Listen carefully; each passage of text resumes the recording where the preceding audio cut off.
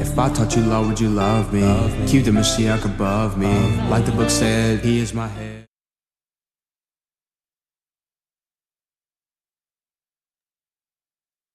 Job 4:17 through 19. Shall mortal man be more just than Elohim? Shall a man be more pure than his maker? Behold, he put no trust in his servants, and his angels he charged with folly. How much less in them that dwell in houses of clay, whose foundation is in the dust, which are crushed before the moth.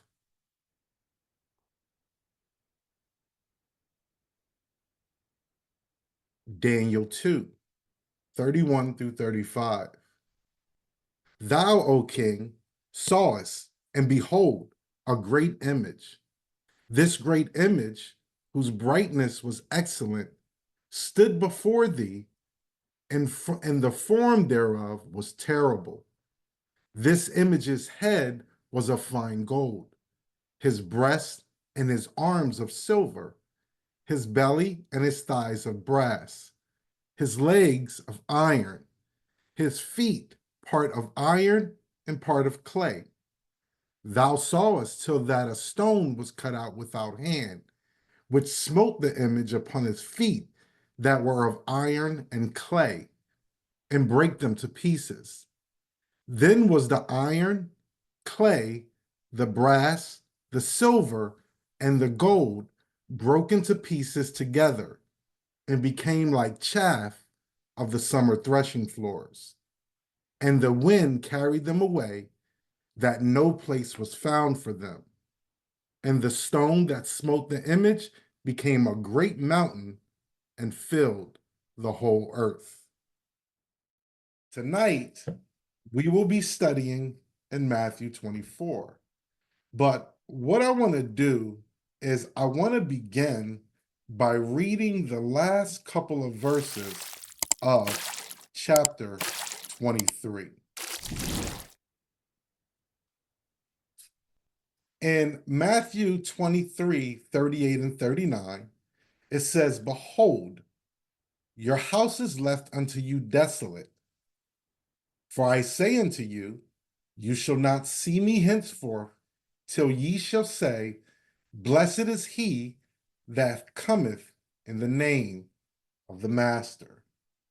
Now, did you know that chapter divisions, they were not added to the Bible until about 1227, with the first Bible being published with these divisions being the Wycliffe English Bible of 1382. The Old Testament was then divided into chapter and verses in 1448, and the New Testament in 1555. Since then, all Bibles have generally just followed suit.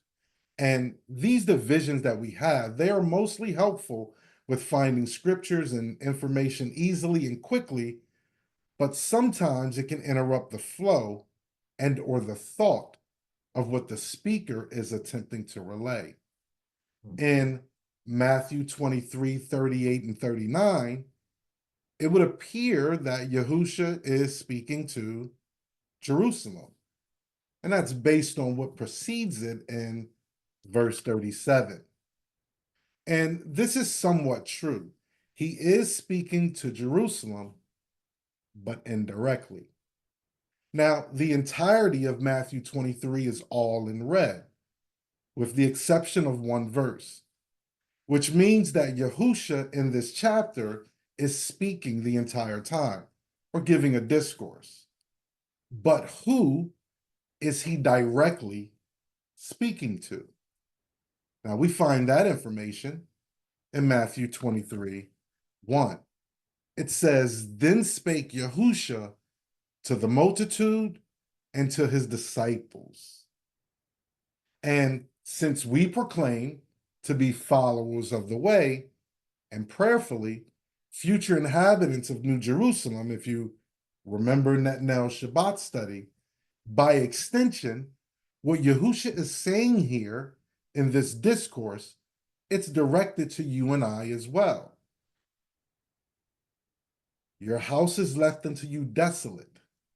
And I say unto you, you shall not see me till you say, blessed is he that cometh in the name of the Master. Let's look at 2 Corinthians 13, 5 and 6. Examine yourselves, whether you be in the faith. Prove your own selves. Know ye not your own selves, how that Yahushua Mashiach is in you, except ye be reprobates? But I trust that ye shall know that we are not reprobates. Let's dive into Matthew 24. We're going to do verses 1 and 2.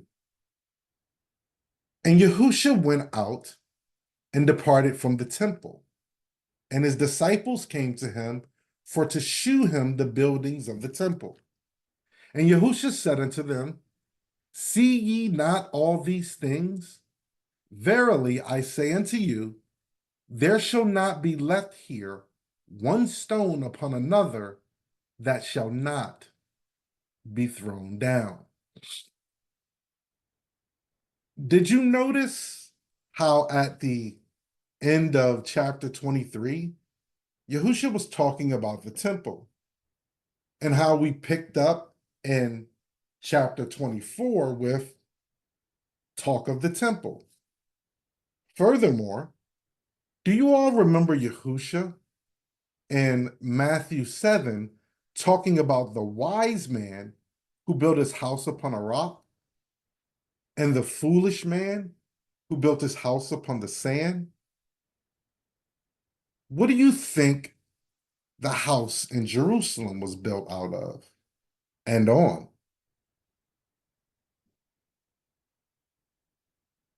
I ask because in chapter 23, Yahushua tells them that their house is left unto them desolate. And following that statement, he says, for I say unto you, and that word for there is gar in Greek. It's a conjunction, and it is used there to assign reasoning to a previous statement, meaning that the house is left desolate because they will not see him anymore. By implication, Yahushua is saying he is what makes the house honorable. It is my belief that, as it is also for us today sometimes, the disciples completely miss this point. I say this because in chapter 24, after he departs from the temple, his disciples begin to show him the buildings of the temple. Now, this isn't like additional buildings that are located in and around the temple complex. Buildings here is used to indicate the edifice of the temple or its outward appearance or outward adornments, which is another clue to the fact that the disciples are not quite putting two and two together yet. Remember, he just uttered to them in chapter 23, woe unto you, scribes and Pharisees, hypocrites! For ye make clean the outside of the cup and of the platter, but within they are full of extortion and excess. Thou, blind Pharisee, cleanse first that which is within the cup and the platter, that the outside of them may be clean also. Remember, Yahushua was directly speaking here to the disciples and the multitude, of which the scribes and Pharisees were a part of. So it was meant for all of them. Now, but Yahushua, being the master, he's able to reel them in or bring them up to where he needs them to be in their understanding by the simplest and most direct utterance. And it is all of these things that you are pointing out, these things that you see, shall be thrown down. There shall not be left here one stone upon another. It is after this statement that I believe the disciples began to understand what it is that Yahusha is trying to relay to them. Let's read Matthew 24:3. And it reads, "And as he sat upon the Mount of Olives, the disciples came unto him privately, saying, Tell us, when shall these things be, and what shall be the sign of thy coming and of the end of the world?" Now, if you notice, the disciples' line of questioning here, it is landing back, and it is an extension of what Yahusha said in chapter 23 about them not seeing him again. They want to know, when will the house be left desolate and thrown down? And more importantly, what shall be the sign of your coming again and the end of the world?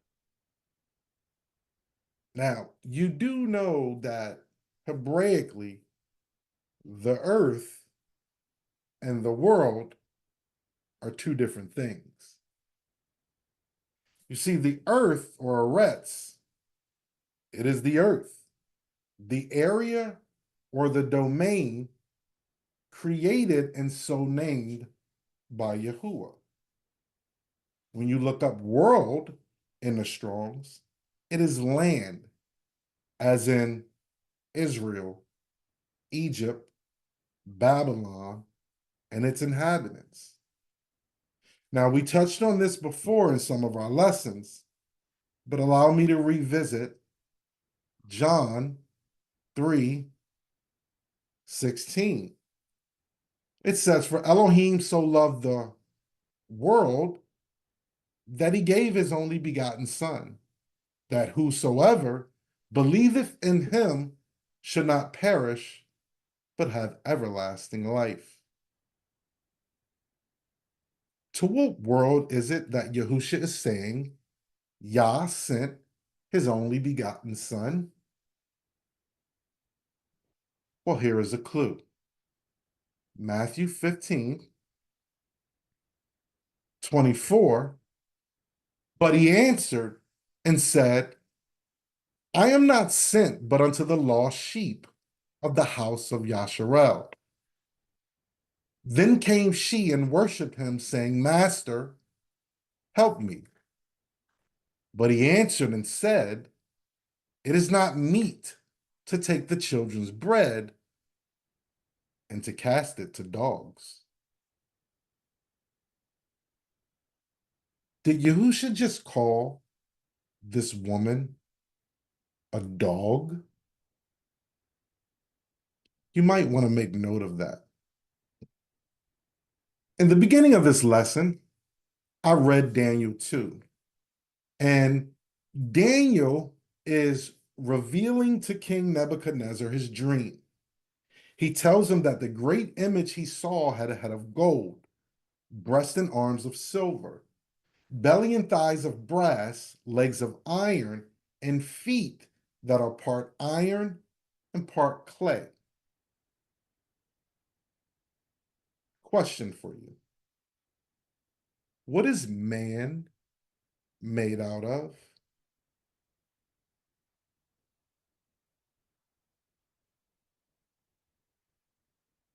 Clay. The image that the king saw, it represents different ages, times, or you could say worlds in the earth. Gold is the period where Babylon ruled the world. Silver is when Medo-Persia ruled the world. Brass is Greek or Macedonia, and iron is Rome. Now, the feet is both iron and clay. And further down in Daniel 2, he will tell us that iron and clay, they don't mix. He says that the iron shall mingle with the seed of men, but they shall not cleave. What was man made out of again? Clay. Another question for you. What gives man life?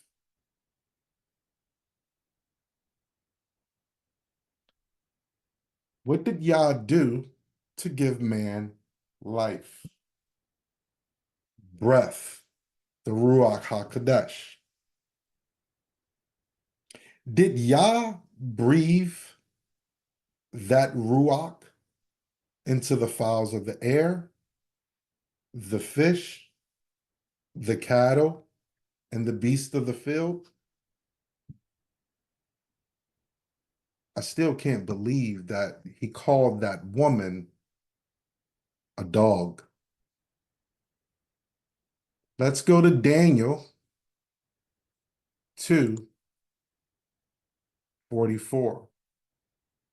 And in the days of these kings, talking about the kings that I just described, or the times I just described, shall the Elohim of Shamaim, or heaven, set up a kingdom which shall never be destroyed. And the kingdom shall not be left to other people, but it shall break in pieces and consume all these kingdoms, and it shall stand forever. Now, in the next verse, it talks about a stone that was cut out of a mountain without hands that will come and break the image in pieces. We understand this stone to be a representation of Mashiach. So here is wisdom. Verse 44 says, in the days of these kings. So every king, or should we say worldly kingdom, represented in this image, has its day, so to speak. Day one, maybe it's Babylon, the golden head. Day two is Medo-Persia, the silver breast and arms. Day three, the Grecians or Macedonians, the belly and thighs of brass. Day four would be the Roman Empire, the legs of iron. Day five is Rome mingled with the seed of men, the feet of iron mingled with clay. Now, according to Daniel and what we know about the stone, Mashiach will come during this time and destroy the image into pieces that will be carried away to the ends of the earth, ushering in the sixth day. Those pieces that have been scattered will remain for the entirety of day 6. Question: what comes after the 6th day?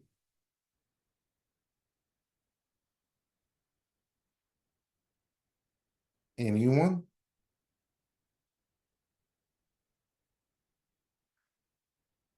Hallelujah. Sabbath, rest. It says that Elohim of Shamaim, or heaven, shall set up a kingdom which shall never be destroyed.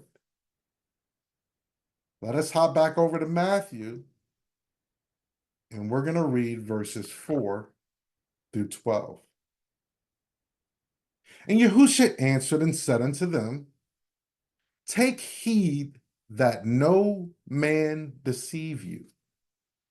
For many shall come in my name, saying, I am Mashiach, and shall deceive many. And ye shall hear of wars and rumors of wars.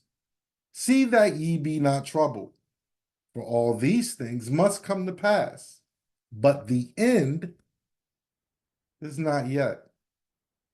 For nation shall rise against nation, and kingdom against kingdom, and there shall be famines and pestilence and earthquakes in divers places. All these are the beginning of sorrows. Then shall they deliver you up to be afflicted, and shall kill you, and ye shall be hated of all nations for my name's sake. And then shall many be offended, and shall betray one another, and shall hate one another. And many false prophets shall rise, and shall deceive many.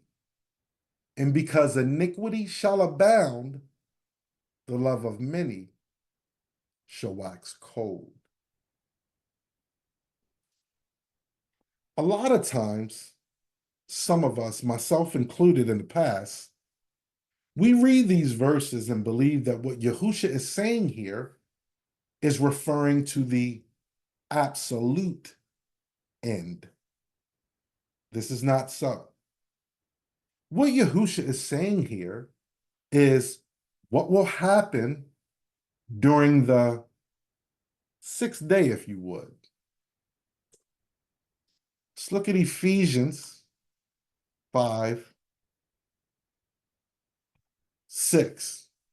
Let no man deceive you with vain words, for because of these things cometh the wrath of Elohim upon the children of disobedience. Matthew 24:13 and 14. But he that shall endure unto the end, the same shall be saved. And this gospel, this basar of the kingdom, shall be preached in all the world for a witness unto all nations. And then the end shall come. Our fathers and our fathers' fathers, they were called to be servants and priests of the Most High Yah. Their disobedience to the instruction of being priests is partially why we have been scattered to the four corners of the earth. We have been scattered to be obedient to the instructions that were first given to our fathers. It is our responsibility to preach and teach the gospel. This gospel to the earth as a witness unto all nations. Keeping this in mind that Yah will be esteemed in our obedience to him in our lives, or our disobedience to him in our deaths. Guess what? You get to decide which you will choose. Those that endure to the end, the same shall find safety or salvation. The end that Yahusha is speaking of here is the end of the sixth day. What comes after the sixth day? Rest. Let's continue on 15 through 28. When ye therefore shall see the abomination of desolation spoken of by Daniel the prophet stand in the Kodesh place, whoso readeth, let him understand. Then let them which be in Judea flee into the mountains. Into there, it actually means upon or toward or over. Doesn't necessarily mean into the mountains. So then let them which be in Judea flee into the mountains. Let him which is on the housetop not come down and take anything out of his house. Neither let him which is in the field return back to take his clothes. And woe unto them that are with child, and to them that give suck in those days. But pray ye that your flight be not in the winter, neither on the Sabbath day. For then shall be great tribulation, such as was not since the beginning of the world to this time, no, nor ever shall be. And except those days should be shortened, there should be no flesh be saved. But for the elect's sake, those days shall be shortened. Then, if any man shall say unto you, Lo, here is Mashiach, or there, believe it not. For there shall arise false Mashiachs and false Nabi, or false prophets, and shall shew great signs and wonders, insomuch that, if it were possible, they shall deceive the very elect. Behold, I have told you before, wherefore, if they shall say unto you, Behold, he is in the desert, or the wilderness, go not forth. Behold, he is in the secret chambers, believe it not. For as the lightning cometh out of the east, and shineth even unto the west, so shall also the coming of the Son of Man be. For wheresoever the carcass is, there will the eagles be gathered together. The abomination of desolation, this term is sure to conjure many thoughts in our minds. Now, some believe that this abomination, that this occurred in the past. Others believe this will happen in the future.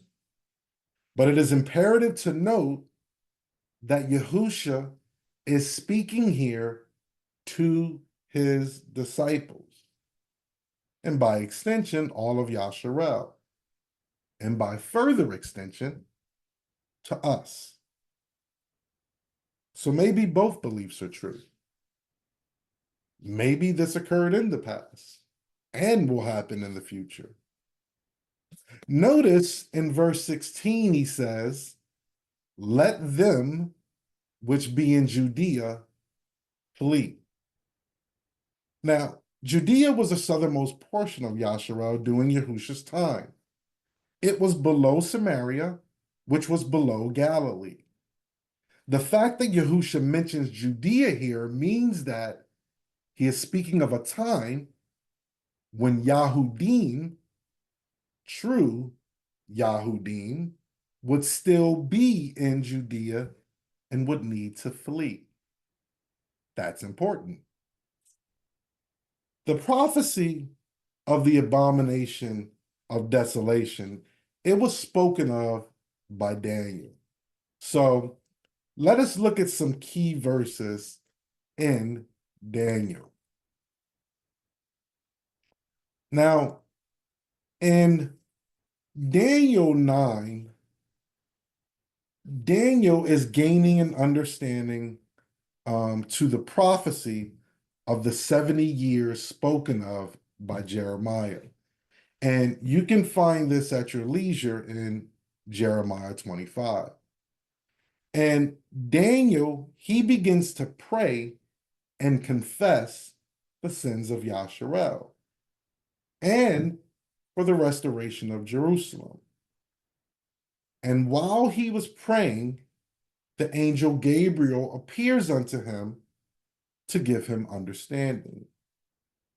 We're going to pick up at verse 24.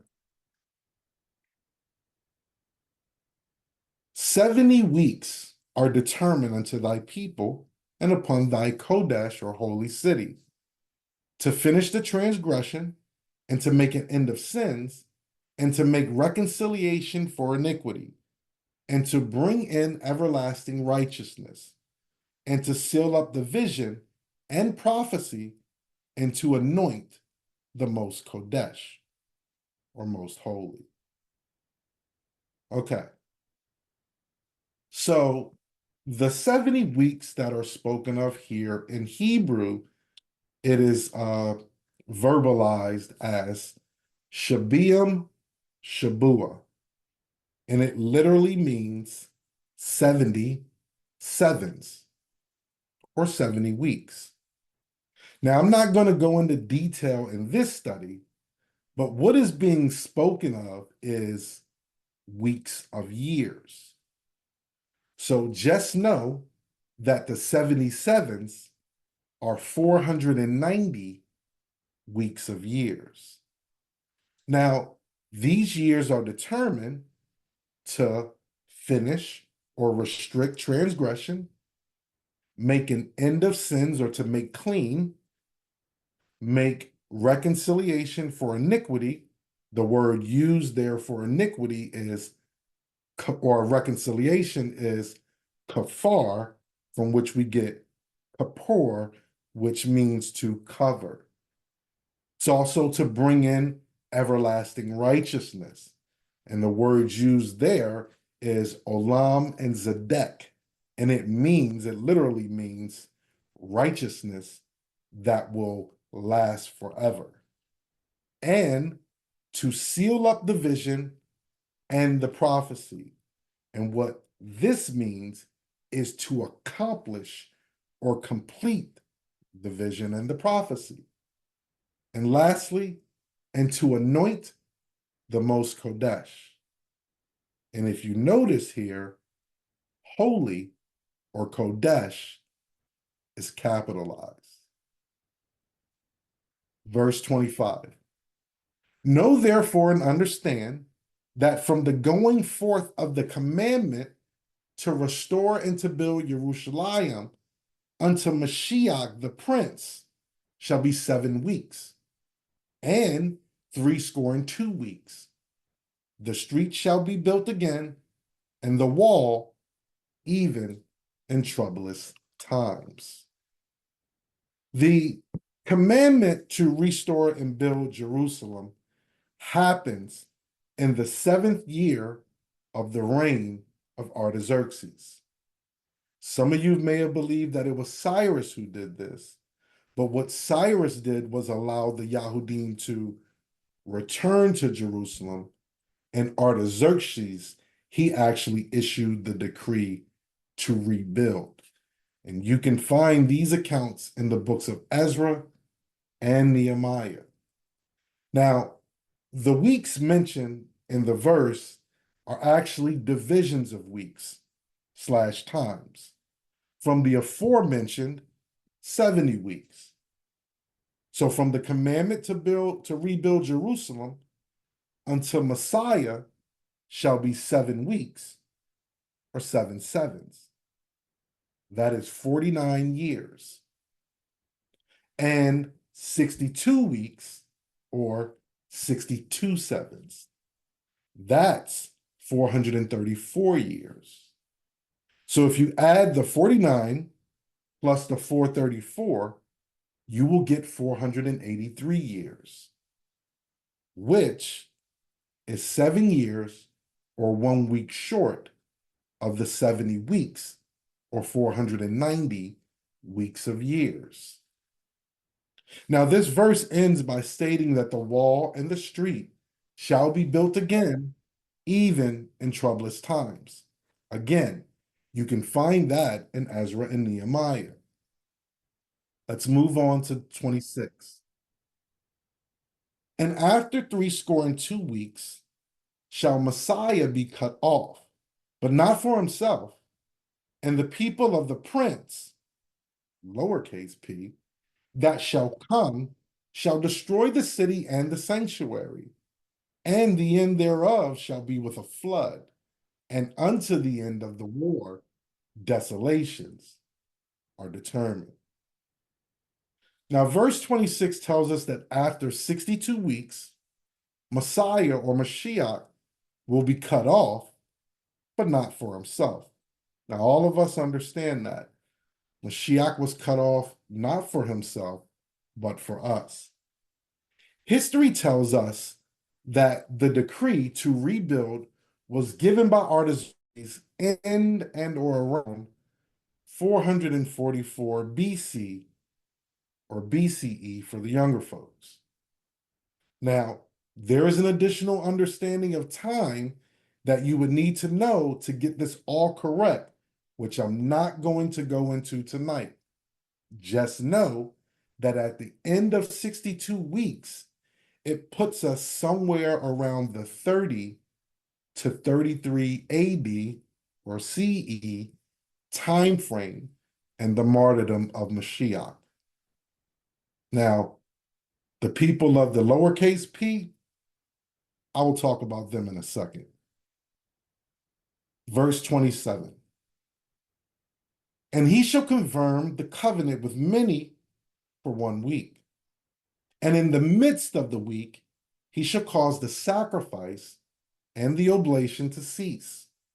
And for the overspreading of abominations, he shall make it desolate. What that means is that there's abominations happening everywhere, even until consummation, and that determined shall be poured upon the desolate. Now, the he that is mentioned here is the lowercase p prince. He will make a covenant with the people for 1 week. That is our remaining 7. He will break that covenant in the midst of that week. And that word midst here is hetzi, and it's generally used to indicate the absolute half or middle. Now, the text says he will do this for the overspreading of abominations, he shall make it desolate, even until the consummation or the completion. All right? So the abominations will continue until the consummation or the completion. Let's also look at Daniel 11. We're going to do 30 and 31. It says here, for the ships of Chittim shall come against him. Therefore he, this is the lowercase p, shall be grieved and return and have indignation against the Kodesh covenant. So shall he do. He shall even return and have intelligence with them that forsake the Kodesh covenant.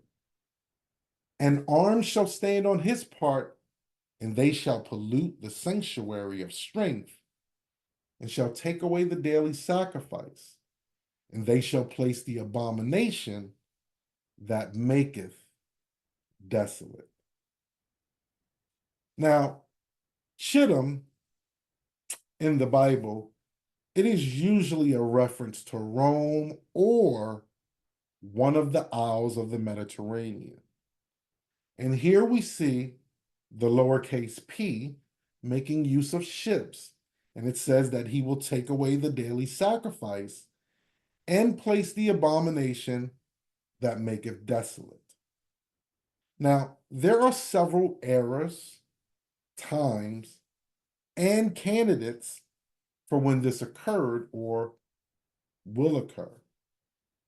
It is my belief that all of them are in some ways correct, because the prophecy given unto Daniel is not bound by our time. In fact, except for the time determined by the 70 weeks prophecy, what Daniel is speaking of occurs within a certain time period, and also speaks to a future time period as well. When the Greeks and Macedonians invaded Israel, Antiochus Epiphanes desecrated the temple and the altar by setting up an altar to Zeus over the temple altar and sacrificing a pig on it. He also killed many Yahudim and sold a great number of them into slavery. He issued decrees forbidding circumcision and required that the Yahudim sacrifice to pagan deities and to also eat pig meat. Later, we know that Rome invades Jerusalem, and the way in which they attack the city leaves only a small area for people to flee the city, and that is southward towards the Negev and the mountainous regions thereabout. They, the Romans, had completely flooded Jerusalem and the temple and its courts with their pagan standards, their troops, and their many deities. And they would eventually burn the temple down, making off with a great portion of the temple accessories like the menorah and other Kodesh vessels. They also sold many of our people into slavery, with some of them being transported into slavery by ships. But here's the thing. Neither the Greeks nor the Romans ever made a covenant with the people. So that portion of the prophecy has to be for an era or a time to come. Now, the book of Revelation speaks of a false prophet that will rise, cause an image to be made of the beast, and instruct all that they should worship the image of the beast. Those that refuse to worship this image will be killed, much like Daniel experienced in Babylon during his time. It goes on to say in the same chapter that this false prophet will cause both small and great, rich and poor, free and bond, to receive a mark in their right hand, their strength, or their foreheads, the place of their remembrance, or the place from where their daily sacrifice, their prayer, comes from. Some believe that in order for this image to be erected and for these things to take place during the time of Revelation, a third temple must exist. But I tell you that a third temple already exists. Let's look at John 2:18. It says, Then answered the Yahudim and said unto him, What sign shewest thou unto us? Seest that thou doest these things? Yahusha answered and said unto them, Destroy this temple, and in 3 days I will raise it up. Then said the Yahudim, 40 and 6 years was this temple in building, and wilt thou rear it up in 3 days? But he spake of the temple of his body. When therefore he was risen from the dead, his disciples remembered that he had said this unto them, and they believed the scripture and the word which Yahusha has said. 1 Corinthians 6:19 and 20. What? Know ye not that your body is the temple of the Ruach HaKodesh which is in you, which ye have of Elohim, and ye are not your own? For ye are bought with a price. Therefore esteem Elohim in your body and in your Ruach, which are Elohim's. In Matthew 24, verses 15 through 28, what Yahusha is explaining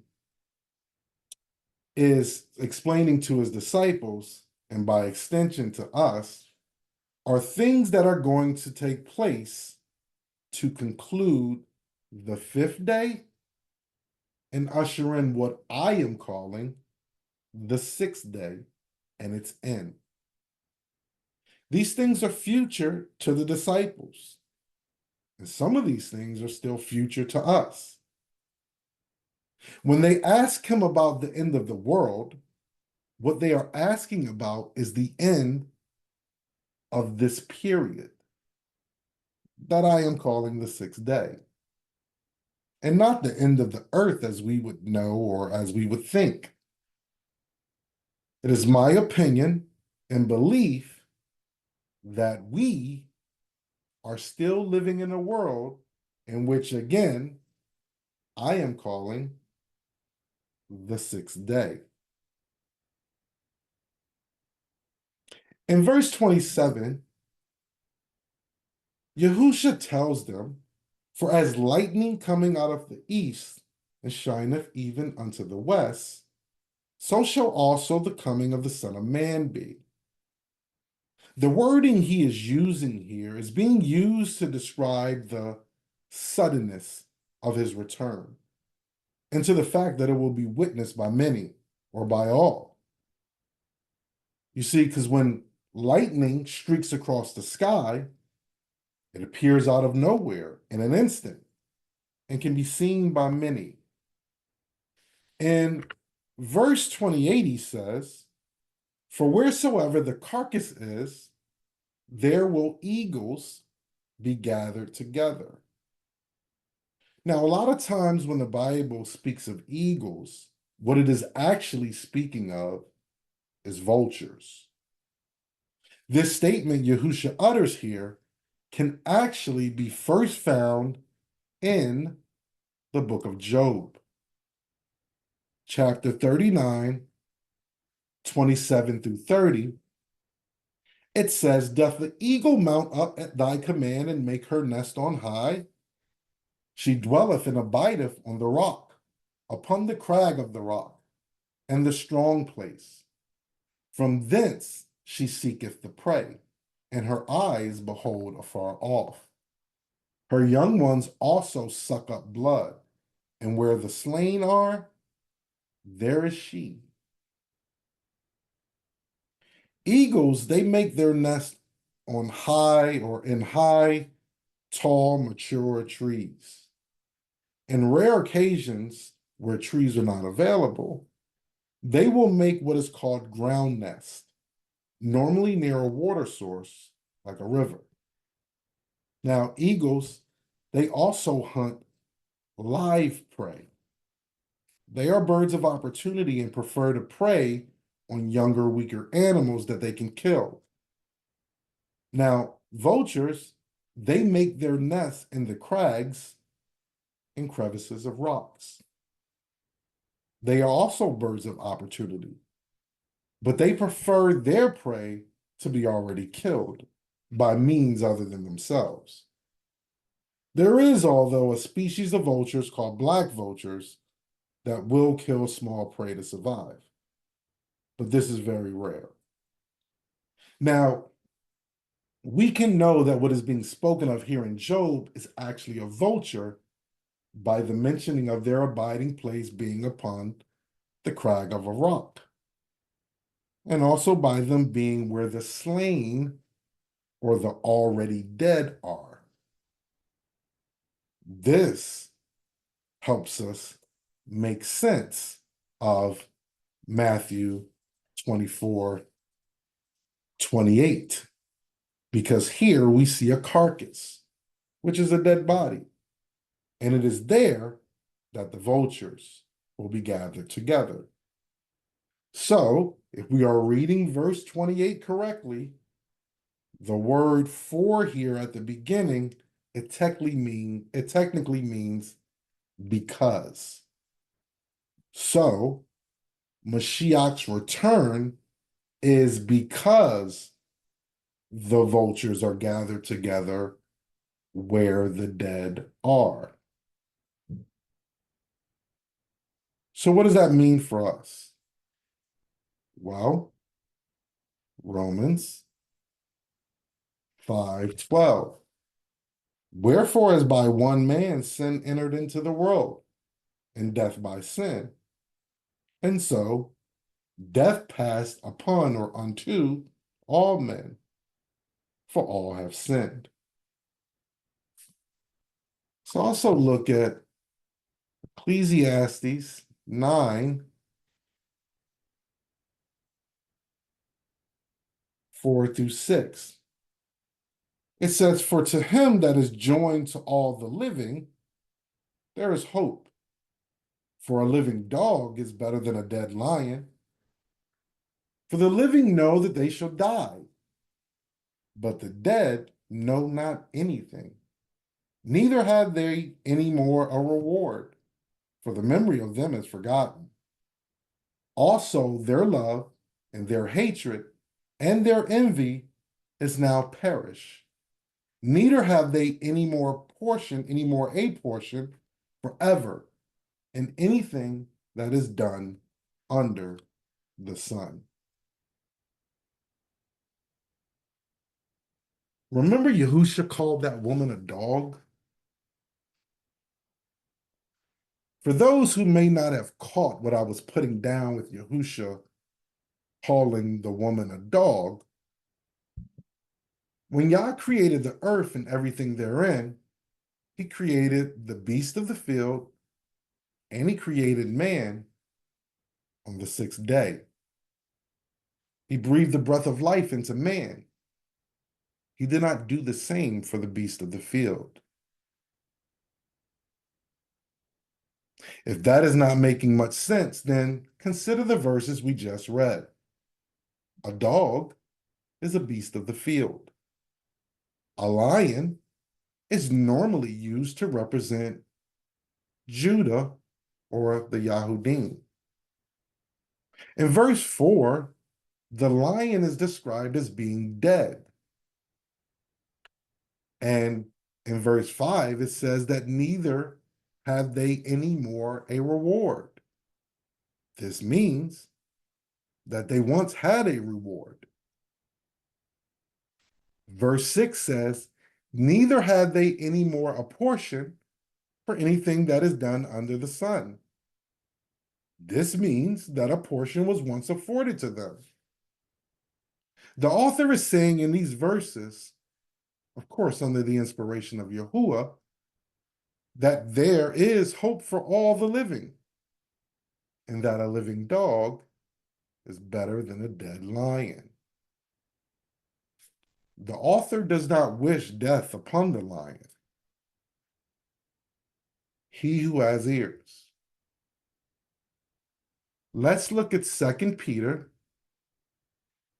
3, 9 and 10. It says, the master is not slack concerning his promise, as some men count slackness, but is long-suffering to usward, not willing that any should perish, but that all should come to repentance. But the day of the master will come as a thief in the night, in the which the Shamayim shall pass away with a great noise, and the elements shall melt with fervent heat, the earth also, and the works that are therein shall be burnt up. John 10, 10. The thief cometh not but for to steal, and to kill, and to destroy. I am come, and this is read, so Yahusha speaking, that they might have life, and that they might have it more abundantly. 1 Corinthians 15, 51 and 52. Behold, I shew you a mystery. We shall not all sleep, but we shall all be changed. In a moment, in the twinkling of an eye, at the last trump. For the trumpet shall sound, and the dead shall be raised incorruptible, and we shall be changed. Before we go, I want to touch briefly on verse 29, even though it is where the next lesson will begin. The text here says that immediately after the tribulation or troubles of those days, that would be the days we have discussed, the sun will be darkened.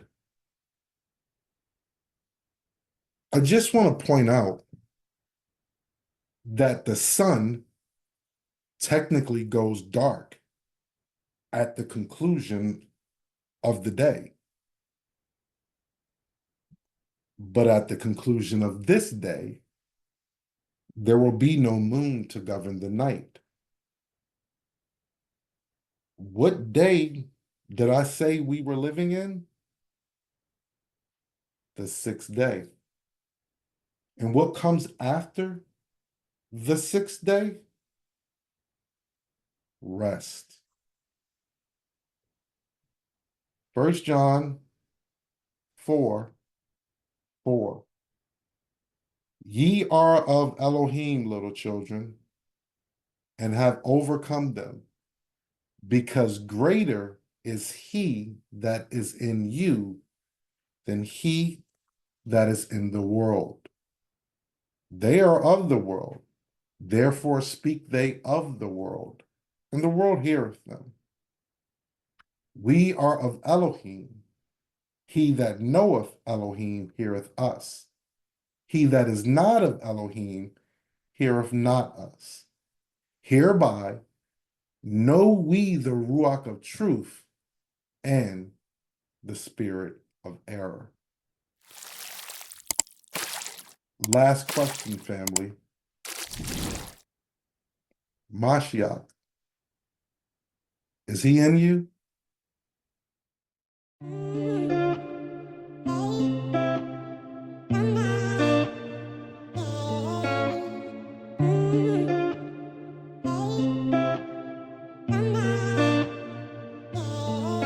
View. If I taught you law, would you love me? Keep the Mashiach above me. Like the book said, he is my head.